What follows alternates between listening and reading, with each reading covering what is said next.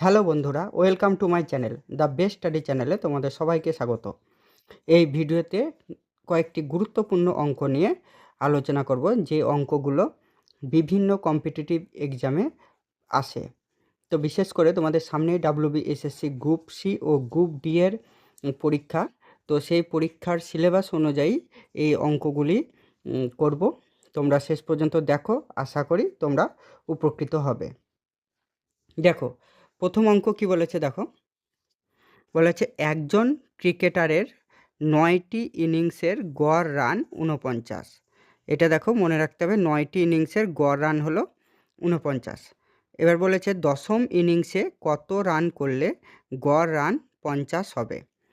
কী বার করতে বলেছে, যে প্রথমে বলেছে ৯টি ইনিংসের গড় রান বলে দিয়েছে ৪৯, আর বলেছে দশম ইনিংসে কত রান করলে ৫০ হবে। মানে দশম ইনিংসের গড় রান হবে ৫০, সেটা কত রান করলে, সেই কত রান করলে সেটা বার করতে হবে। দেখো, প্রথমে ৯টি ইনিংসের গড় রান বলেছে ৪৯, তাহলে গড় মানে কি, প্রত্যেকটা ইনিংসের ৪৯ করে ধরে নেওয়া হয়েছে। তাহলে ৯টি ইনিংসে যদি ৪৯ করে হয়, তাহলে 9টি ইনিংসের মোট রান কত হবে সেটা প্রথমে বার করতে হবে। তাহলে ৯টি ইনিংসের মোট রান, ইনিংস লিখলাম না, শর্ট করেই লিখছি যাতে তোমাদের সময়টা বাঁচে। ৯টি ইনিংসের মোট রান হবে কত হবে, ৯টি ইনিংসে গড় রান যদি ৪৯ হয়, তাহলে মোট রান হবে তোমার, দেখো ৪৯-এর সঙ্গে ৯-এর গুণ করলেই বেরিয়ে যাবে। ৪৯-এর সঙ্গে যদি ৯-এর গুণ করি, তাহলে সেটা হয়ে যাবে ৪৪১। হলো ৯টি ইনিংসের মোট রান হলো ৪৪১। এবার দশম ইনিংসে কিছু একটা রান করেছে, মানে কত রান করেছে, তাহলে সেটা সেইটা বার করতে হবে। আর গড় রান হয়ে গেছে ৫০, তাহলে দশম ইনিংসের গড় রান যদি ৫০ হয়, তাহলে দশম ইনিংসে মোট রান কত হবে, গড় যদি ৫০ করে হয়, তাহলে মোট রান হবে নিশ্চয় ১০ দিয়ে গুণ করলে বেরিয়ে যাবে, কত হলো ৫০০। দেখো, ৯তম ইনিংস পর্যন্ত মোট রান ছিল ৪৪১। দশমতম ইনিংসে কিছু একটা রান করেছে, তার রান হয়ে গেছে ৫০০। তাহলে কত রান হয়েছে দশম ইনিংসে, তাহলে সেটা নিশ্চয় বেরিয়ে যাবে। ৫০০-র সঙ্গে যদি ৪৪১ বিয়োগ করি, তাহলে সেটা আমাদের নিশ্চয় বেরিয়ে যাবে। ৫০০-র সঙ্গে যদি ৪৪১ বিয়োগ করি, তাহলে হয়ে যাবে তোমার উত্তর ৫৯। তাহলে আমরা বলতে পারি এখানে দশম ইনিংসে কত রান করেছিল, না তো ৫৯ রান করেছিল, দিয়ে ৫০ করে গড় হয়ে ৫০০ হয়ে গেছে। তাহলে সঠিক উত্তর হয়ে যাবে এখানে ৫৯। পরের অঙ্ক দেখো, এবার কি বলেছে, একজন ক্রিকেটার ১৭তম ইনিংসে ৮৫ রান করল এবং পূর্বের ১৬ ইনিংসে তার রানের গড় ৩ বৃদ্ধি পায়, তবে ১৭তম ইনিংসের পর তার রানের গড় কত ছিল। তাহলে বার করতে বলেছে ১৭তম ইনিংসের পর তার রানের গড় কত ছিল, রানের গড়টা বার করতে বলেছে ১৭ ইনিংসের পরের। দেখো, একটু বোঝো অঙ্কটা। ১৭তম ইনিংসে রান করেছে ৮৫, তারপরে কি হয়ে গেছে, ১৬ ইনিংসে যা রানের তার গড় ছিল, তার সঙ্গে ৩ বেড়ে গেছে। ১৭ ইনিংসে ৮৫ রান করার পর ১৬ ইনিংসের যা গড় ছিল, তার সঙ্গে গড়টা ৩ বেড়ে গেছে। তাহলে বার করতে বলেছে ১৭তম ইনিংসের পর তার রানের গড় কত ছিল। দেখো, অঙ্কটা খুব সহজভাবেই করব। আমি ধরে নিই ১৬ ইনিংসে তার গড়ের রান ছিল এক্স, তাহলে ধরে নিই এখানে ১৬ ইনিংসে তার গড় রান ধরে নিই এক্স, ঠিক আছে। এবার দেখো কি বলেছে, তাহলে ১৬ ইনিংসে তার যদি গড় রান এক্স হয়, তাহলে ১৬ ইনিংসে তার মোট রান কত হবে, অতএব মোট রান কত হবে ১৬ ইনিংসে, নিশ্চয় এক্সের সঙ্গে ১৬ গুণ হবে, তাহলে 16-র সঙ্গে যদি এক্স গুণ করি তাহলে নিশ্চয়ই কী হয়ে যাবে, 16x। এতদূর পর্যন্ত নিশ্চয়ই বুঝতে পেরেছ। এবার কি হয়েছে দেখো, বলেছে 85 রান করেছে, যে 16 ইনিংসের পর তার রান গড় বৃদ্ধি পেয়ে গেছে 3। 17 ইনিংসে 85 রান করার পর 16 ইনিংসে তার 3 করে বৃদ্ধি হয়ে গেছে। হ্যাঁ, তাহলে 17তম ইনিংসে গড় রান কত হবে দেখো, 17 ইনিংসে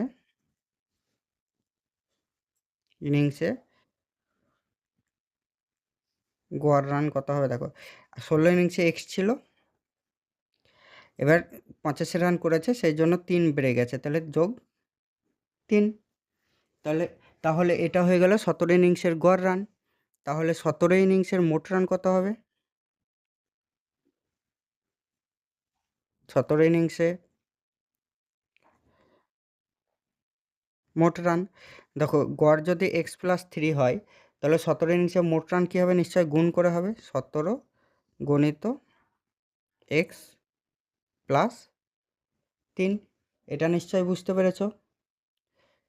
দেখো এটা তো 17 ইনিংসে মোট রান হলো, আবার অন্য দিক দিয়েও 17 ইনিংসে মোট রান কত হবে, 16 ইনিংস পর্যন্ত মোট রান হয়েছে এখানে 16x, ঠিক আছে। আর 16x এই পর্যন্ত 16 ইনিংসের মোট রান, আর 17 ইনিংসে আমার রান হয়েছে, ক্রিকেটারের রান হয়েছে 85 রান। তাহলে অন্য দিক দিয়ে কী হয়েছে দেখো, আবার 17 ইনিংসে মোট রান কত হবে, এই পর্যন্ত 16 ইনিংসের রান, তাহলে 16x, আর 17 ইনিংসের রান হয়েছে কত, 85, তাহলে এই পর্যন্ত 16 ইনিংসের রান আর 17 ইনিংসের রান হলো 85, তাহলে এটাও 17 ইনিংসের মোট রান, এটাও 17 ইনিংসের মোট রান। তাহলে আমরা সত্তা অনুসারে করে অঙ্কগুলো করতে পারবো, এক্সের মান বেরিয়ে যাবে। শর্তানুসারে দেখো 17x+3 সমান 16x+85, কারণ এটাও 17 ইনিংসের মোট রান, এটাও 17 ইনিংসের মোট রান, তাহলে এটা সমান নিশ্চয় এটা। তাহলে দেখো বা 17, এটা ব্র্যাকেট ভাঙবো, 17x+3 সমান 16x+85, বা কত হবে দেখো, 17 এক্সগুলো এক জায়গায় নিয়ে আসবো, 17x আর এদিকে নিয়ে আসতে গেলে কী হবে, বিয়োগ হয়ে যাবে, সমান এদিকে 85 আছে আর 51 এদিকে প্লাস আছে, এদিকে সমানের এদিকে গেলে তখন মাইনাস হয়ে যাবে, বা 17x থেকে 16x বাদ দিলে x হয়, আর সমান 85 থেকে যদি 51 বাদ দিই তাহলে আমাদের উত্তর হয়ে যাবে 34।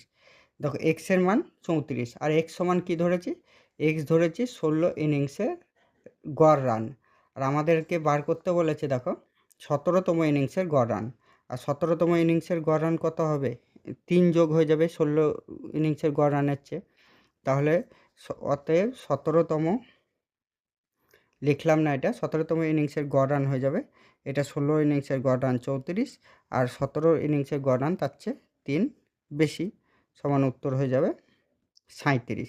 তাহলে 17তম ইনিংসের গড় রান হয়ে যাবে 37, এটাই হয়ে গেল উত্তর। পরের অঙ্ক দেখো কি বলেছে, 24 জন ছাত্র ও 2 জন শিক্ষকের গড় বয়স 16। এবার এখানে শিক্ষক দ্বয়ের মানে 2 জন শিক্ষকের মোট বয়স 56 হলে শুধুমাত্র ছাত্রদের বয়সের গড় কত হবে, কী বার করতে হবে, ছাত্রদের বয়সের গড়।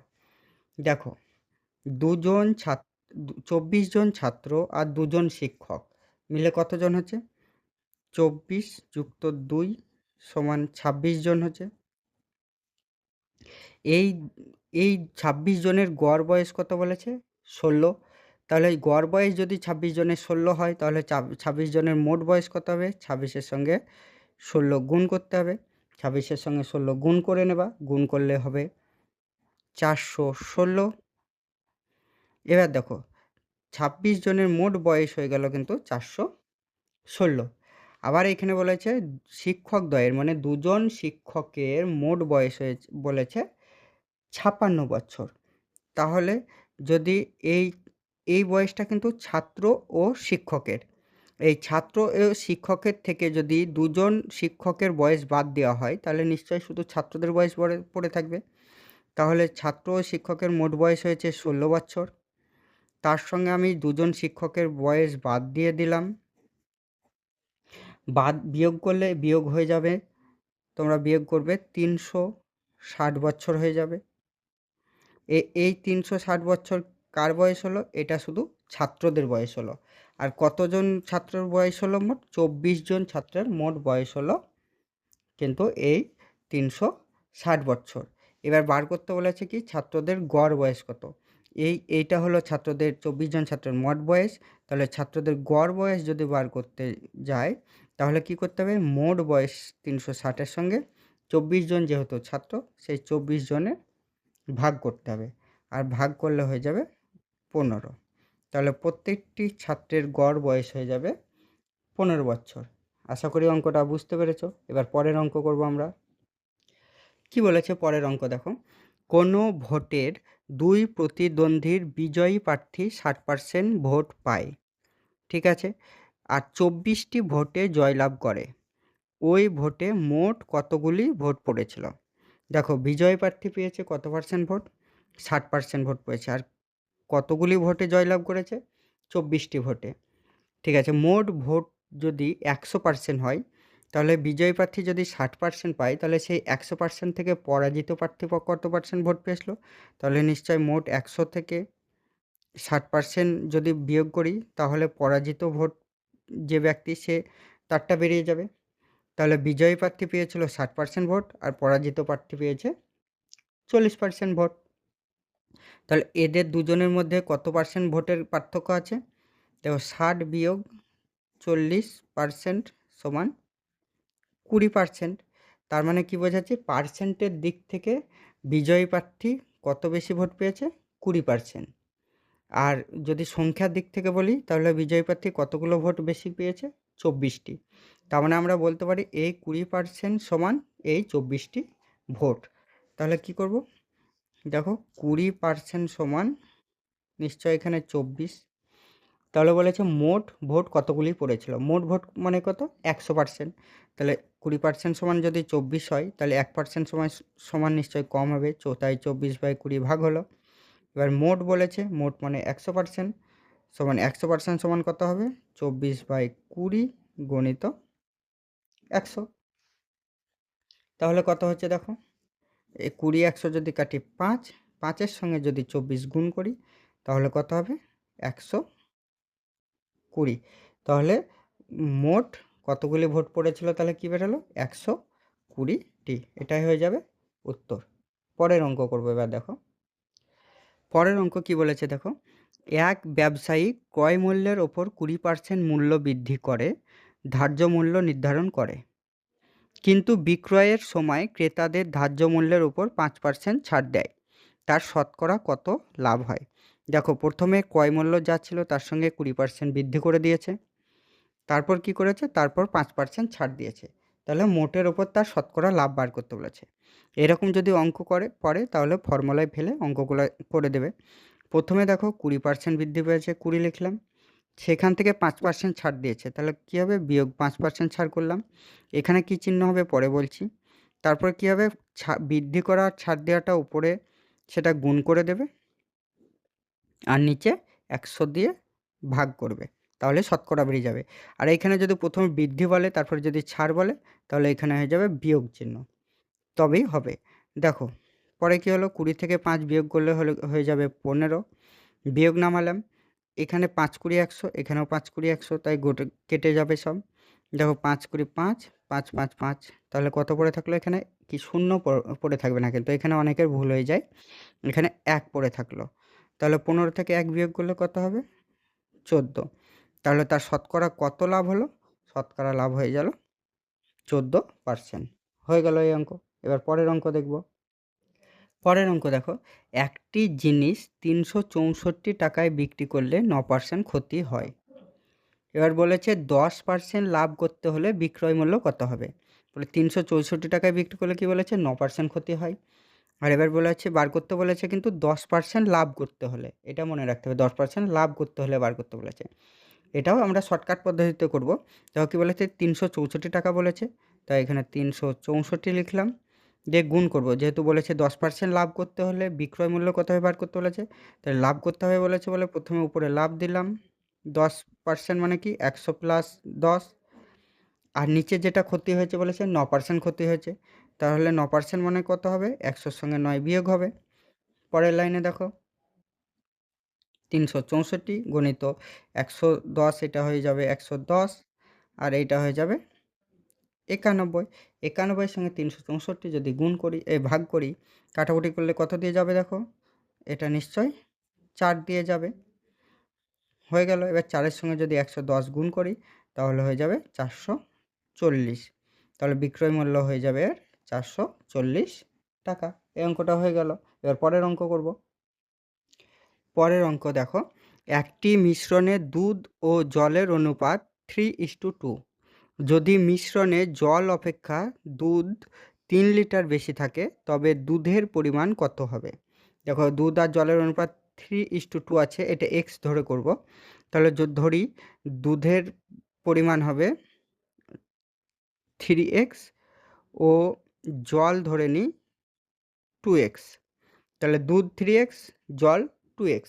তাহলে দুজনের পার্থক্য কত হচ্ছে, দুধ কত বেশি, কত বেশি বার করতে গেলে কি করব, 3xের সঙ্গে 2x বিয়োগ করব, সমান কত হবে বিয়োগ করলে 1x বা x। তাহলে এদের পার্থক্য কত, x। কিন্তু আবার এদিকে বলেছে দুধ আর লিটারের দিক থেকে কত বেশি, দুধ 3 লিটার, আর এদিকে কত বেশি হলো, x বেশি। তার মানে আমরা কি বুঝতে পারি যে x সমানই 3 লিটার। তাহলে এখানে কি বুঝতে পারি আমরা, x সমান 3 লিটার। x সমান যদি 3 লিটার হয় তাহলে দুধের পরিমাণ কত বার করতে বলেছে। তাহলে দুধের পরিমাণ কত ধরেছে এখানে, দেখো দুধ ও জলের অনুপাত 3:2, আর দুধের পরিমাণ আমরা ধরেছি 3x। তাহলে x সমান যদি 3 হয় তাহলে 3x সমান কত হবে, 3 গণিত 3 সমান 9 লিটার। এখানে যদি জলের পরিমাণ বার করতে বলতো তাহলে 2x হতো জলের পরিমাণ, তাহলে 2 গণিত x, আর x সমান 3 হয়েছে, তাহলে 2-এর সঙ্গে 3 গুণ করে 3 দুগুণ 6 হয়ে যেত। তাই এখানে দুধের পরিমাণ হয়ে যাবে সঠিক উত্তর 9 লিটার। পরের অঙ্ক দেখো, এখানে একটা অঙ্ক বলেছে, এই অঙ্ক দেখে মনে হচ্ছে অনেক বড়, কিন্তু সহজভাবেই করব। দেখো কি বলেছে, 8.73 গণিত 8.73 গণিত 8.73 এইভাবে আছে, এখানেও তাই 4.27 তিনবার গুণ আছে। তার মানে এই 8.73কে যদি এ ধরি আর এইটাকে যদি বি ধরি তাহলে এটা এ কিউ প্লাস বি কিউ এর ফর্মুলাতে হয়ে যাবে। দেখো এটা তিনবার আছে, তাহলে এখানে শর্টকাটে যদি করি তাহলে এখানে কি হলো, 8.27 কিউ যুক্ত 4.27 কিউ হয়ে গেল।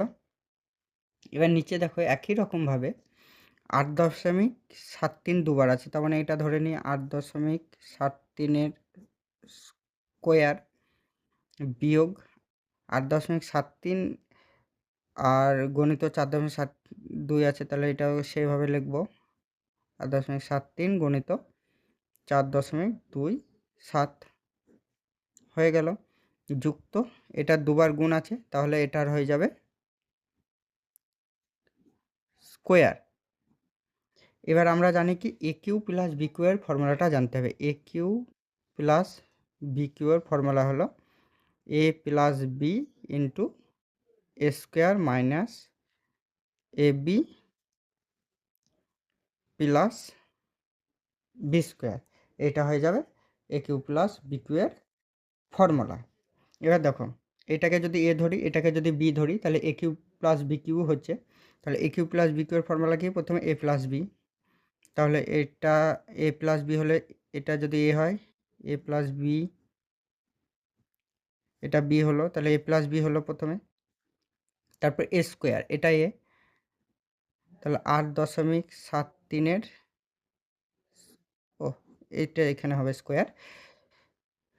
তারপরে কি formula, A square minus A B, তাহলে এ 8.73 এ বি গণিত বি হলো 4.27, এটা এ বি হয়ে গেল, প্লাস বি স্কোয়ার 4.27 স্কোয়ার হয়ে গেল। এবার নিচে দেখো কি আছে, নিচে যা আছে সেটাই বসিয়ে দিলাম। 7-3 স্কোয়ার মাইনাস 8.73 গণিত 4.27 এ বি হলো এটা, প্লাস 4.27 স্কোয়ার। দেখো এইটাও এ square minus A B plus B square, এইখানেও দেখো এ square minus A B plus B square, তাই নিচে উপরে আছে, তাই এটার সঙ্গে এটা কেটে গেল, পুরো থেকে গেল কি শুধু 8.27 যুক্ত 4.27 না 23,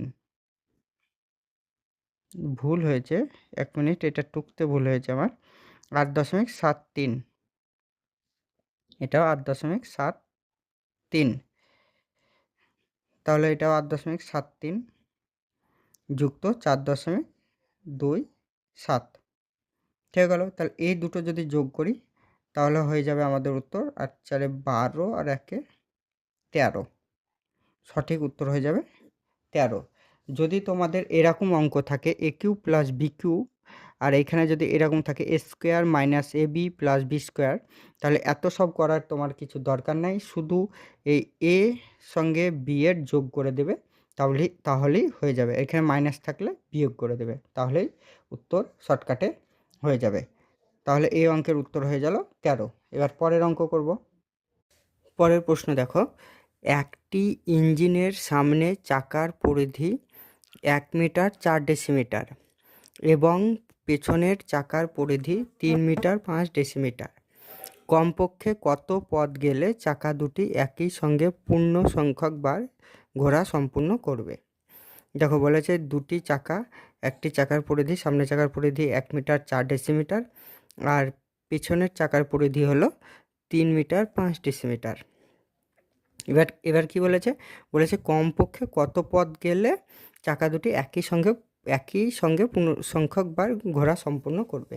এই যে কমপক্ষে বলেছে মানে কত কম বার ঘুরলে চাকা দুটি একই সঙ্গে ঘুরবে বার করতে বলেছে। আর কমপক্ষে কমবার ঘুরবে বললে কী বার করতে হয় তোমরা জানো নিশ্চয়ই, তাও বলে দিচ্ছি, সে তখন বার করতে হবে লসাগু, লঘিষ্ঠ সাধারণ গুণিতক। তাহলে এই সামনে চাকার পরিধি 1 মিটার 4 ডেসিমিটার আর পিছনের চাকার পরিধি 3 মিটার 5 ডেসিমিটারের লসাগু করতে হবে।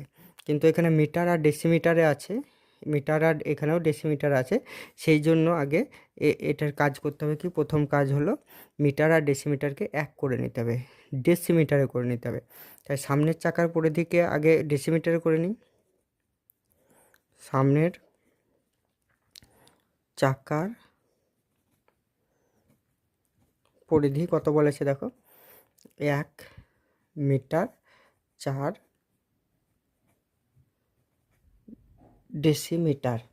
এবার এই 1 মিটার 4 ডেসিমিটারকে ডেসিমিটারে করে নেব। দেখো 1 মিটার সমান কত ডেসিমিটার, কিলো হেক্টর ডেকা মি ডেসি, মিটার থেকে ডেসিমিটার এলে নিচে 1 ঘর আসছে, মানে 1-এর পর একটা শূন্য 10 দিয়ে গুণ করতে হবে। তাহলে 1 মিটার সমান কত হবে, 10 ডেসিমিটার।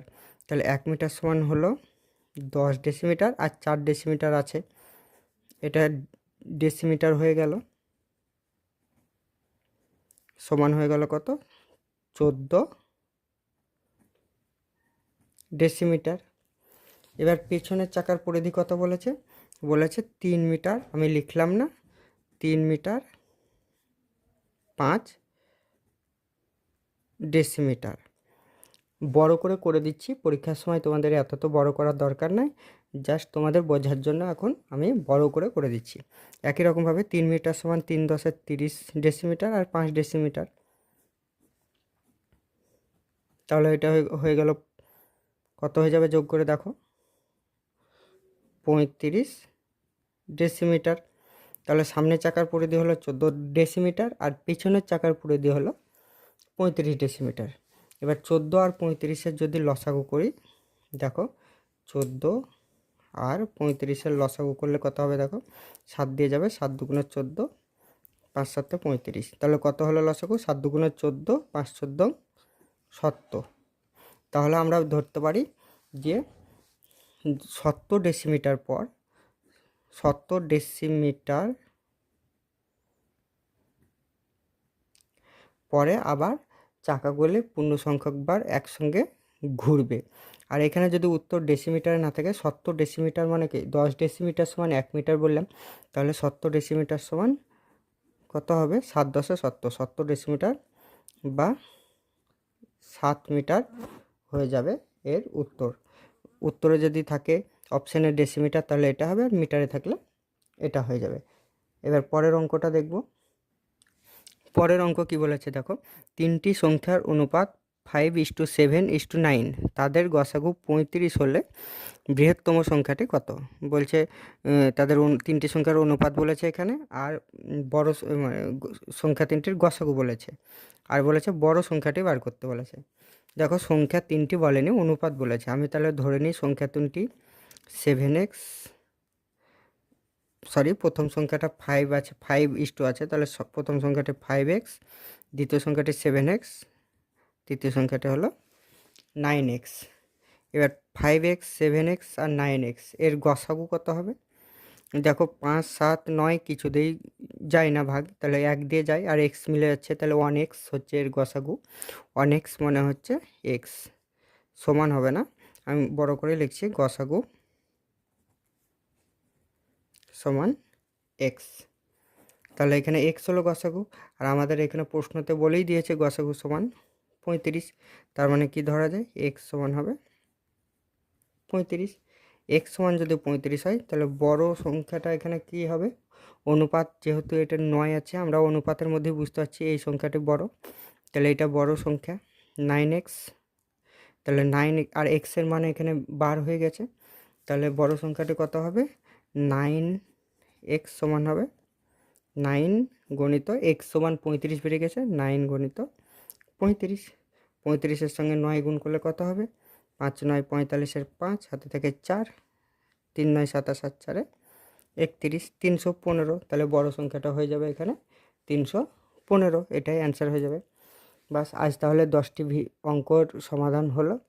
আজ এই পর্যন্তই। যদি তোমাদের ভিডিওটি ভালো লেগে থাকে তাহলে চ্যানেলটি সাবস্ক্রাইব করে দিও, তাহলে কম্পিটিটিভ এক্সামের বিভিন্ন ধরনের তোমরা জিকে, ম্যাথ এইসব প্রশ্নগুলো সমাধান নিয়মিতই পাবে। ধন্যবাদ।